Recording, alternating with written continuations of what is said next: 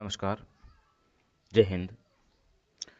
अब तक अपन लोगों ने व्यष्टि अर्थशास्त्र का अध्याय 4 उसमें बात की थी कल दीर्घकाल में एक फर्म का पूर्ति वक्र क्या होता है और उस पूर्ति वक्र का निर्धारण कैसे किया जाता है, उन पर अपन लोगों ने विस्तृत से चर्चा कर चुके हैं।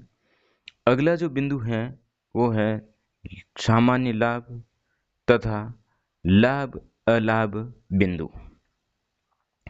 इनको अपन लोग विस्तार से समझते हैं, किंतु यदि आप लोग इस YouTube चैनल पर नए हैं, पहली बार आए हैं, तो अर्थशास्त्र और सामाजिक अध्ययन संबंधित विस्तृत ज्ञानवर्धक निःशुल्क वीडियो प्राप्त करने के लिए इस YouTube चैनल को जरूर सब्सक्राइब करावें और इस वीडियो को जरूर शेयर और लाइक करें। बिना टाइम वेस्ट किए ही अपन बात करते हैं आज की इस टॉपिक पर।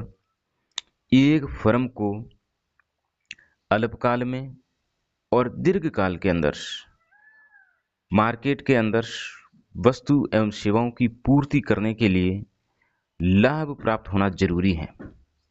अल्पकाल के अंदर सामान्यतः 3 प्रकार की स्थिति हो सकती है। उनमें एक हो सकता है सामान्य लाभ, एक हो सकता है अपन का अधिलाभ, एक वहां हो सकती है उस फर्म को हानि। तीनों स्थिति को देखते हैं। तो सबसे पहले बात करते हैं अल्पकाल के अंदर एक फर्म का सामान्य लाभ। एक फर्म का सामान्य लाभ, नॉर्मल प्रॉफिट। नॉर्मल प्रॉफिट की परिभाषा है लाभ के उच्च न्यूनतम स्तर जो एक फर्म को बाजार में व्यापार करने के लिए बनाए रखने के लिए आवश्यक होता है, उसे फर्म का सामान्यतः नॉर्मल प्रॉफिट या सामान्य लाभ कहा जाता है। कहने का तात्पर्य ये हुआ, जब एक फर्म को बाजार के अंदर जब उसकी बाजार के अंदर उत्पादित वस्तु को बेचने के बाद उस पर आने वाली लागत को निकालने पर जो कुछ शेष बचता है सामान्यतः उसी को ही नॉर्मल प्रॉफिट के नाम से जाना जाता है। इनको डायग्राम के द्वारा देखते हैं। एक फर्म को सामान्य लाभ की स्थिति कब पैदा होती है, जब उस फर्म के द्वारा उत्पादित वस्तु एवं सेवाओं का औसत लागत, ऐसी का मतलब है औसत लागत, औसत लागत, जब औसत लागत, औसत आगम, औसत लागत, औसत आगम या औसत आय के बराबर हो। कहने का तात्पर्य ये है, एक फर्म का जब ऐसी एवरेज कॉस्ट बराबर एवरेज रेवेन्यू जब बराबर हो, उसे एक फर्म को सामान्य लाभ प्राप्त होता है। ये फर्म डायग्राम के अंदर y अक्ष है, ये o x अक्ष है। y अक्ष पर आगम अर्थात आय व लागत को रखा गया है। o x अक्ष पर प्रोडक्शन अर्थात उत्पादन को रखा गया है, जिसको Q के द्वारा दर्शाया गया है। पूर्ण प्रतिस्पर्धा मार्केट के अंदर प्राइस, MR और AR तीनों ही बराबर होती हैं। इस पर विशेष ध्यान रखना। पूर्ण प्रतियोगिता मार्केट के अंदर परफेक्ट कंपटीशन मार्केट के अंदर P बराबर MR बराबर AR, ये तीनों ही समान स्थिति के अंदर होती हैं। तो ये फर्म की प्राइस है, ये फर्म का औसत आगम है, औसत आगम वक्र है, और ये फर्म का सीमांत लागत वक्र है। सीमांत लागत वक्र सीमांत आगम मार्जिनल रेवेन्यू को जहां पर काटता है वहां फर्म का उत्पादन निर्धारित होता है। देखिए यहाँ पर एमसी वक्र एमआर को ई बिंदु पर काट रहा है। ई बिंदु पर एक फर्म का उत्पादन निर्धारित हो गया और कीमत निर्धारित हो जाती है। सामान्य लाभ बताने के लिए औसत लागत वक्र को एम आर या ए आर के स्पर्श करते हुए बनाना है अपन को। ए आर या एम आर को क्या करेंगे, स्पर्श करते हुए बनाएंगे, तब इस दोनों के बीच में किसी भी प्रकार का गैप नहीं होगा। तो ये एक फर्म का कैसा लाभ है, सामान्य लाभ है। एक फर्म का सामान्य लाभ होगा। इसे सामान्य लाभ को ही फर्म का लाभ अलाभ बिंदु कहा जाता है। कई बार आप लोग सुनते हैं नो प्रॉफिट नो लॉस, ये वाली स्थिति है। इनके नीचे जैसे ही ऐसी आ जाएगी तो फिर फर्म को हानि, इसे जैसे ही ऊपर की ओर ऐसी चली जाएगी प्राइस से, तो फिर वो फर्म को हानि होनी शुरू हो जाती है। ये पहली स्थिति है। अगली स्थिति होती है फर्म की अधिसामान्य या असामान्य लाभ। इसकी परिभाषा, एक फर्म जब सामान्य लाभ से अधिक लाभ अर्जित करती है उसे अधिसामान्य या असामान्य लाभ के नाम से जाना जाता है।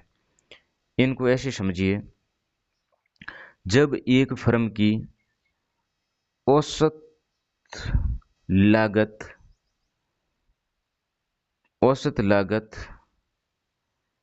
लेस देन औसत आगम, अर्थात जब औसत लागत कम हो औसत आगम से, तब एक फर्म को क्या प्राप्त होगा, असामान्य लाभ प्राप्त होता है। इनको अपन लोग इस डायग्राम से समझते हैं। ये वाई अक्ष है जहाँ पर आगम आय और आगम रेवेन्यू और कॉस्ट को रखा गया है। ये एक्स अक्ष है जहाँ पर प्रोडक्शन अर्थात उत्पादन की मात्रा को रखा गया है। ये फर्म का कीमत बताई गई है। ये फर्म की औसत आगम वक्र है और ये फर्म की सीमांत लागत है। ये औसत लागत है और ये सीमांत लागत है। जहाँ पर सीमांत लागत सीमांत आगम को काटता है वहाँ एक फर्म का उत्पादन एवं कीमत निर्धारित होती है।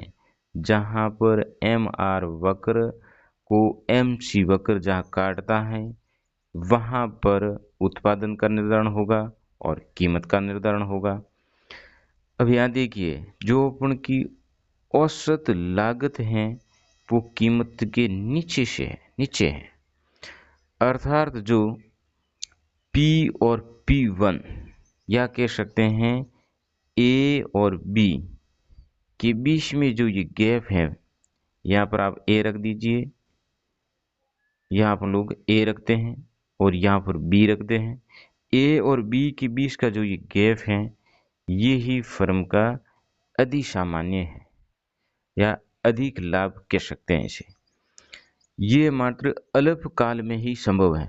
दीर्घ काल के अंदर अधिसामान्य या फिर असामान्य लाभ फर्म के द्वारा अर्जित करना संभव नहीं है, क्योंकि जब दीर्घ काल के अंदर जैसे ही फर्म को अधिक लाभ या अधिक लाभ प्राप्त होना शुरू हो जाएगा, तब नई फर्में बाजार के अंदर प्रवेश करना शुरू कर देगी और वह फिर कीमत कम कर देगी, सप्लाई ज़्यादा हो जाएगी और मांग कम रहेगी तो ऑटोमेटिक प्राइस नीचे आ जाएगी और फर्म वापस सामान्य लाभ की स्थिति में पहुंच जाते हैं।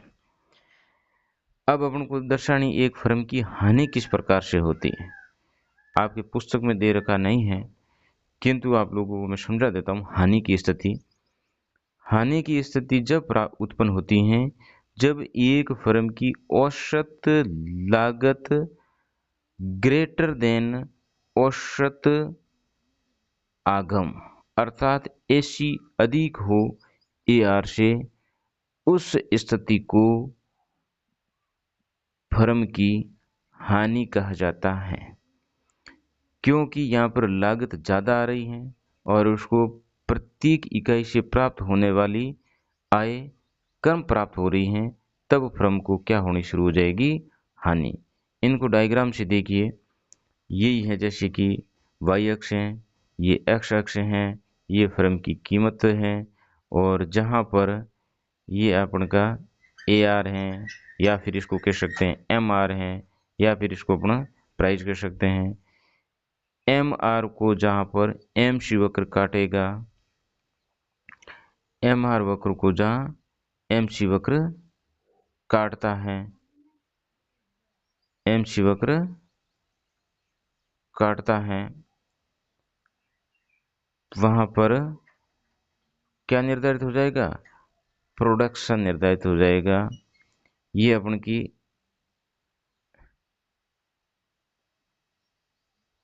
जैसे कि ये है, ये अपन की प्राइस या फिर एम आर है। तो अपन को हानि में बताना है तो अपन लोग वक्र प्राइस से ऊपर खींचेंगे एसी का। ये एवरेज कॉस्ट है, औसत लागत है, ये है एमसी वक्र, मार्जिनल कॉस्ट है। जब ये मार्जिनल कॉस्ट, जब ये मार्जिनल कॉस्ट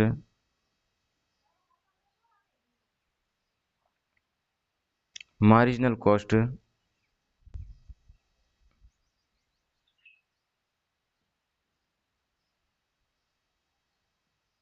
जब मार्जिनल कॉस्ट मार्जिनल रेवेन्यू को काटता है, वहां पर उत्पादन का निर्धारण होगा और कीमत का, उत्पादन का निर्धारण यहाँ हुआ। अब बाजार को ओपी बराबर की कीमत प्राप्त हो रही है, किंतु ओ ए के बराबर उस पर लागत आ रही है। तो ये जो स्थिति है, यहाँ पर आप लोग बी बिंदु लिख दीजिए, यहाँ ए बिंदु लिख दीजिए। इनके बीच का जो ये एरिया है, ये फर्म की क्या बता रही है, हानि को प्रदर्शित कर रही है। आगे अब बात करते हैं अवसर लागत। अवसर लागत होता है उत्पादन के किसी एक साधन को वर्तमान प्रयोग में बनाए रखने के लिए दिया जाने वाला न्यूनतम प्रतिफल। जो सर्वश्रेष्ठ उनके लिए विकल्प था, उनको उसी क्षेत्र में बनाए रखने के लिए जो अतिरिक्त आमदनी देनी होती है, जो उसका त्याग होता है, वो ही एक क्या कहलाती हैं, अवसर लागत कहलाती हैं। जैसे उदाहरण के तौर पर आप लोग समझते हैं, ये व्यक्ति किसी फर्म एन में कार्य कर रहा है, वहां पर उसकी मजदूरी है 3,000 रुपये, और यदि एम नाम की और फर्म में यदि वो व्यक्ति वहां चला जाता है तो वहां उसको जो मजदूरी प्राप्त हो रही है वो हो रही है 4,000 रुपये। अब एन कंपनी में ए व्यक्ति को बनाए रखने के लिए यदि उसको 4,000 रुपये देना पड़ जाएगा, तो इस संसाधन के लिए फर्म के द्वारा जो 1,000 रुपये का त्याग किया है, वो ही उस फर्म की अवसर लागत कहलाती है। तो ये आप लोगों ने विस्तार से अध्ययन किया। एक बार फिर आपसे अनुरोध रहेगा कि यदि आपको ये वीडियो पसंद आए, अच्छा लगे, तो इसको शेयर, लाइक और सब्सक्राइब जरूर करें। जय हिंद, जय भारत।